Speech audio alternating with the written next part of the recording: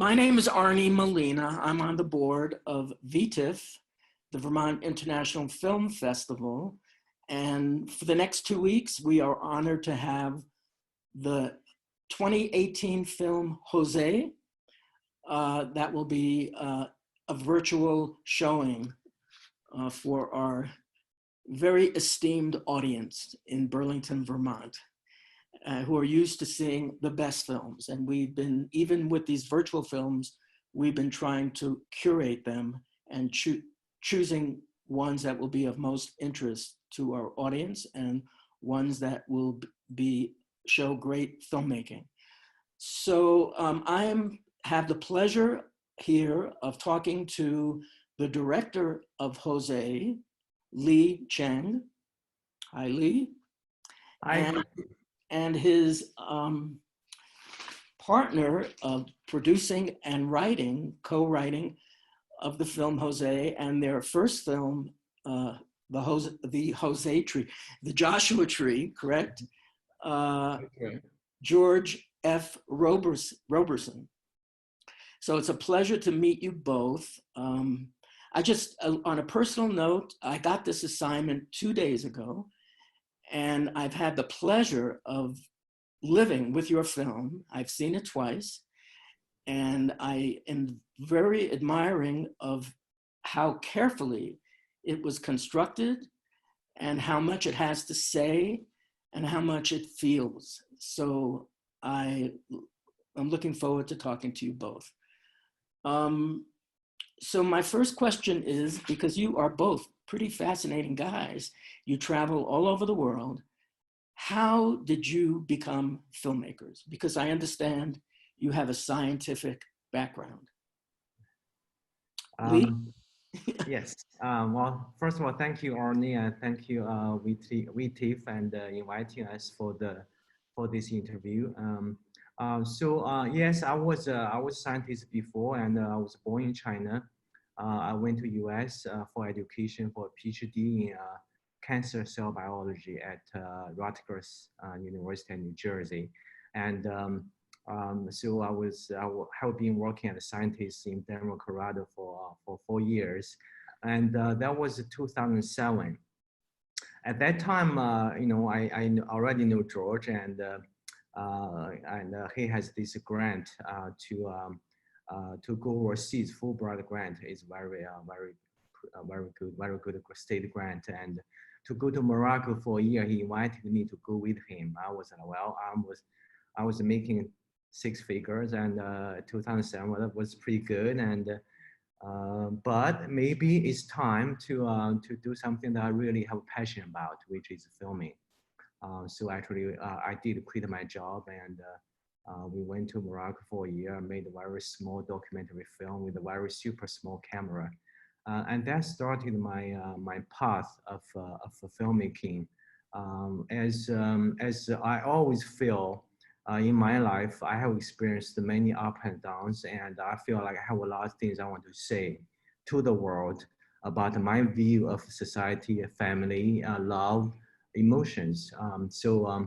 So that all those together brought out with me all this newer kind of like a regeneration of a new path of creating art to talk about my view of the world. And I'm very lucky and also thankful with my partner there, and also have a chance to make Jose and finally get to recognized by a lot of people resonating with this story. Great. And George, how did you become a filmmaker? Well, so I went off. I was raised up in the Berkshires, so I'm very familiar with Vermont because the Berkshires is sort of half Vermont already, and so really very happy to have the film playing for the audience there. But I really got into making film because I did a lot of traveling in the 90s, and wanted to go to graduate school. Went to UMass Amherst, got a PhD in geosciences, but really morphed along the way and got very in social theory, social justice, activism, and kind of coincided with sort of a real crisis of higher education. So I was planning to be a professor, but became disillusioned with what was happening, and I felt like film was a very good opportunity to reach a lot of people with things that I'm interested in and care about. So that's really how I got into film. And just to dovetail a little bit with what I Ching was saying, we started out to make this movie really just out of our money from our own pocket, or just our own urgency of themes that were important. We kept ourselves going by saying, well, we're really just making this movie for ourselves, and if people see it, great. But we know can be we mean it to be a challenging movie, and so it's really almost overwhelming to be having this conversation, to have the movie showing in Vermont, and in fact to now have been in more than 100 film festivals in more than 50 countries, and now with working with film festivals and with art house cinemas all over the United States, to have it now in more than 50 cities. It's really wonderful. And well, great. Now, first of all, congratulations, so I don't forget, winning the silver, the queer lion at the 75th Venice Film Festival. That must have been a real thrill for both of you. It certainly was, and a surprise. And a surprise. Did you have stiff competition, so to speak?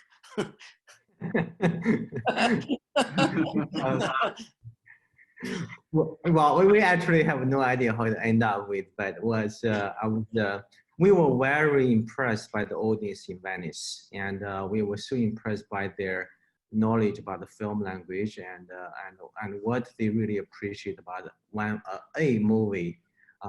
It's really impressive the audience is, and I've been many film festivals last 2 years, and Venice is always my number one. Well, we hope that you can come to our film festival, which usually takes place in October. We hope we'll have one this year, but certainly we're going to have another one. Now, I do know that, Lee, you have had some formal film training. Is that correct? Yes, I had this very short term. It's about 3 to 4 weeks at New York Film Academy. That was in 2008. Very short training about digital filmmaking. And after that, I started with my own experience and just working with helping other people making their film with both short and feature-length films. And then end up with my first feature film, Joshua Tree, made in Denver, Colorado, and this movie, Jose, made in Guatemala. Great. So your film is a coming-of-age gay love story, as well as a film about Guatemala City and life in Guatemala and the various social forces. It's very much in the neo-realist tradition. I would call it poetic realism. Why Guatemala? Why a gay love story? And talk about how you created this film in terms of interviewing people and your experiences in South America. Okay, I can spend a whole day talking about it. But anyway, so we started this project in 2016, and at that time we realized things happening in US, and people are quite divided, and the Latin American people's image is being quite negative in the public media, and we feel we want to do something. We want to build up a bridge instead of building up a wall. So we decided to make a love story in Latin American cities, and at that time we didn't really start with we didn't start with the gay love story yet. But when we stopped at the first destination, that's in Sao Paulo, Brazil, we just by accident we get in touch with some of the LGBT community, and we really sense their difficulties and trouble. And as you may know, that Brazil is already very progressive in LGBT issues in Latin American countries. So that made me wonder, what about a conservative place in Latin America? So we kept on traveling in 20 largest Latin American cities, and we ended up in Guatemala. And before we went to Guatemala, we actually didn't know anything about it. But once we get into Guatemala, we were like, well, this is the place. You know, this is so much extreme factors, social factors, the poverty, the violence against children and women, and also the civil war that lasted for 36 years, where United States America was involved, was supporting the government at that time, fighting with the indigenous people.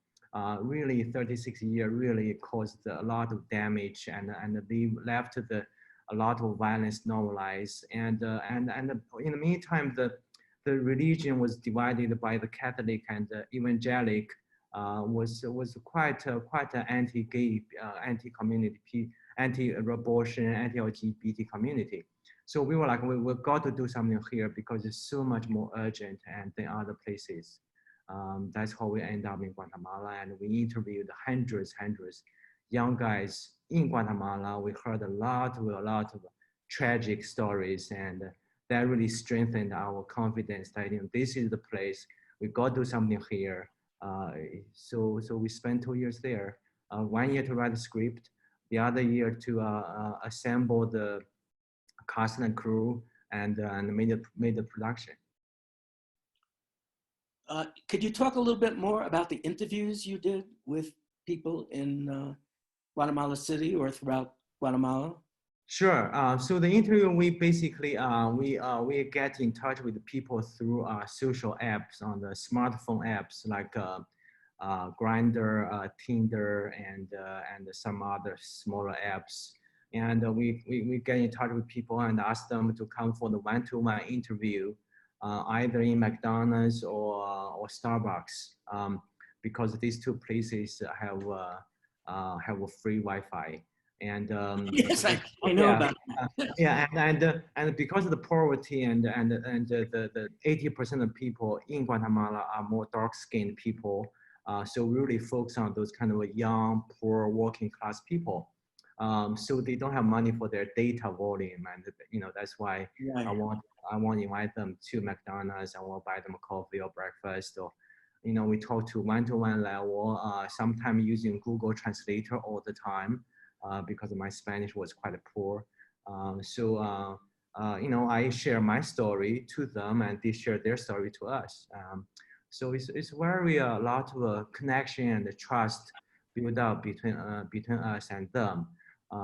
So that's how we keep on going, and learned a lot, and also was very inspired by those young people in Guatemala, how much struggle they have, and how much difficult they have, but in the meantime, still maintaining a very positive attitude. So that's which brought another point about Guatemala. You know, half of the people is under the age of 19, so it's a very strong youth culture, and it's very hopeful. So we hope we made this movie and can really help people there to make the change of the society and the country. Great. Your hero, Jose, is 19 years old in the film. Did you work with many gay organizations in Guatemala City? Are there? There's Grindr, we know that. Yeah. Oh yeah, absolutely. There was a lot of LGBT community activist groups there, NGOs there. And as a matter of fact, when we decided to make a gay love story, we talked to some local filmmakers, and they were like, well, you probably should make this movie in Mexico City, because it's going to be difficult to find an actor who is willing to kiss another man in a love story movie. we were like, well, that's exactly the reason we want to make this happen in Guatemala. So we got in touch a lot of NGOs and activist group and asked them to recommend some actors, or even some just young artists or just like young people that they want to give some experience for the film. Any like non-professional, professional actors to us. So we spent a lot of time and done a lot of research on those, and they were very helpful to us, and we end up using a lot of their choices. That's great. So you found actually a gay man who was out, I think. Yes. Your star named Enrique Salanik, and he's just marvelous. Congratulations for his beautiful performance. His partner in the film, Luis, the main love interest, is he also a gay man? No, he's not. He's a straight guy. He has a Wow, girlfriend already, and he does. Okay. Well, they make a wonderful pair in the film. So one of the, I understand that you had a totally Guatemalan-based crew, film crew, including a cinematographer. Is that correct? yes.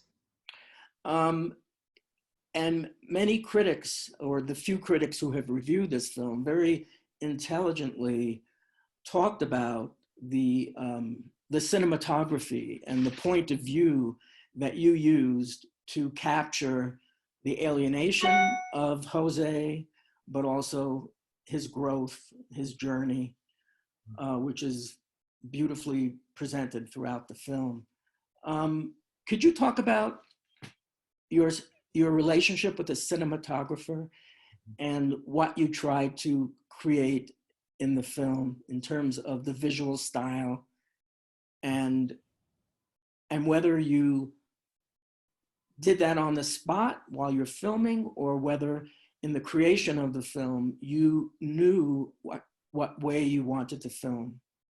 In other words, many of the shots are distant. Someone says that, like, there are many shots that almost make it seem like you're surveying the character from above. You're looking down on the character, and all of a sudden there's this massive concrete that you see, which is a very economical way of talking about the environment. So talk about your relationship with the cinematographer and how you developed the visual style of the film in your creative process, or in talking to George, for example. Yes, Paulo, my cinematographer, he had already had a 10 feature film before we met him. Wow. He graduated from Buenos Aires Film School. It's a very good film school. And it just happened that when we were there, he's also in Guatemala as well. So we are very lucky to have him, and we saw one of his previous films called The Last Land, which was done no dialogue. It's a silent film, and I saw great cinematography that he did, and so we were very impressed by him. So we talked to him many times before we make a decision, because this is such an important job. And we have been talking about the aesthetic, the film language, about the story I want to tell. And in the middle of the shoot, we really kind of gradually build up our film language. It's not like we get this like in the first day. It kind of like collaboration. We work together, and we want to create a very objective camera view that hopefully can make the audience just see what Jose sees, or experience what Jose experiences. And also because of a large degree of inequality in the society, we also want to create the separation of the rich who has a private jet and on the top of the wires, but on the bottom wire they were running around in the street to cater the food, to stop the cars, to get to the business. So all those was complete collaborate together, and we are using very small camera, and a lot of the shot was real. All shot was in real location, all exterior shots, and we try to create a very real and natural circumstance for my actors to be acting, in this kind of a big backdrop of the society. Well, there are many gay sex scenes, so-called, in the film, but the camera opens up and becomes intimate when Jose begins to have feelings and fall in love with Luis. And that scene is truly remarkable for its economy of you provide, and so much of your film is like this. There is so much information in that one scene that may last 3 or 4 minutes. So that they have an intimacy, the scene is tender, they're exploring each other's bodies, they see scars on each other's bodies, and you learn in less than 10 seconds, about being gay in a Latin American country, in a family. You learn that Luis, the partner, has a scar that his brother inflicted after seeing him fool around with a guy. You see that Jose has done some damage to his body. We don't really learn that much about it, but in this tenderness, in their learning to be with each other, you also learn so much about the society and the difficulty of being gay in a family in Guatemala. So congratulations, it was quite beautifully done for such a sensitive scene. And do you have anything to say about that? Yes, and thank you for pointing that out. And to me, intimacy between two persons, the connection, the love, the touching each other's skin, and the sensing each other's pain, connect with each other, caressing each other. This is the really the last land of humanity. And with this coronavirus going on in the whole world, and with the crisis going on, this kind of intimacy is going to be even more difficult to reach for most people. But this is such a beautiful thing, and I hope these people will memorize what Jose experienced, and hopefully in the future they would want to experience what Jose experiences. If people have experienced what Jose experienced, I hope they will, watching this movie, they will bring up some of their memories about their past intimacy and connections. By the way, that's another small story that when we shot that film, or shot that scene, I told my actor, Enrique, how many scars do you have in your body? So he just told me this scar, that scar, those are all real scars. And I said, you don't need to really tell me how you got the scar, but when we shoot the scene, you just see whatever is made that scar. You just tell naturally how did that happen. So that's what he did, and I do think they did a wonderful job and in that scene, and really achieved what I want to achieve. Great. And let me jump in with a few sort of more technical points that audience might be interested in, along with what you were asking about. We were driving for this very natural sort of feel, and we're also driving for not a lot of cuts. Like especially like TV, you have these kind of reverse shots, and it's constantly cutting back and forth. We wanted these longer shots, more simple shots, and so it's great that you felt like it was really natural and really worked, because that's sort of some of the magic of it, is to capture that. And so, you know, we have a 90-minute movie. Well, people will be interested probably to know that most movies of this type might be filmed in 15 or 16 days or maybe 20 days. But we filmed 40 days and about an hour of material per day. So when the editing started, we had about 40 hours of material to reduce down to the finished product. So it was a lot of work to go through those and to really identify the best ones and use the best ones. And of course, we filmed a lot of other stuff that was really good that's not in the movie, including whole characters and other other stories that we filmed that unfortunately we can't include.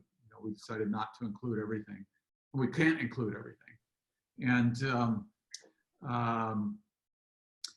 so the last thing I'll say is that when I Ching and I went through all of the takes that we had, picked out the best one, and made a big spreadsheet to give to when the editor started to work. That was 7 hours. That was our movie. So there's, in terms of sort of how does things work in terms of the workflow, there's sort of two different triangles of creative. So one was in pre-production, which was I Ching, myself, and the cinematographer, sort of a triangle working together. And then in the post-production, it was a triangle, but it was with the editor. And so that's just sort of how we worked. Great. One of the, not only does the film have a wonderful portrait of this gay young man, but we reckon with his mother, who is a very complex portrait, I might say. And I know that in your research, you learned a lot about, as I have in Ecuador, about the relationship of men, especially gay men, with their mothers. So please talk about what you learned and how that's an important part of the film. For me, the mother and the son relationship is a very interesting topic, and I'm always very interested in this exploring mother-son relationship in different culture. To me, a Latino mom is quite controlling of their sons, which is to me is completely neutral. It's not good, it's or bad. To me it's neutral. They are a little bit like the Chinese moms. I'm a Chinese, and a lot of Chinese moms, they are very manipulative, very controlling too. Well, don't forget the Jewish mother. Don't forget. Yeah, exactly. So we definitely want to show that, but in the meantime, we really want to avoid to show the extreme. We don't want to show the mom like really abusing their son, confronting him. Are you gay? What's happening and stuff. But in the meantime, we don't want to be the mom like, oh yeah, you're gay, that's great, and can I see your boyfriend? We just want to be a very realistic poor mom and her struggle between the evangelical church and also between her son's sexuality, that she might already realize that her son is gay and etc. So we really try to cover the majority of the mom in this movie. I think you succeeded. She's a very beautiful character. You understand, she's almost like a lover. Like she needs her son so much, but she's also very loving. And her own life is very difficult, and we see her strength. Yes. Yeah, exactly. And there's so many single mom family in Guatemala and also in a lot of Latin American countries. And she's like, in her life, she was never married, and has many kids, and the last kid, Jose, is the last thing he can hold on to. There's no other hope in her life, and he is the only thing because his sister is already married and out of the family. So yeah, so we definitely want to capture this kind of very strong tie between mom and the son. And we actually interviewed one guy, which is a very interesting story.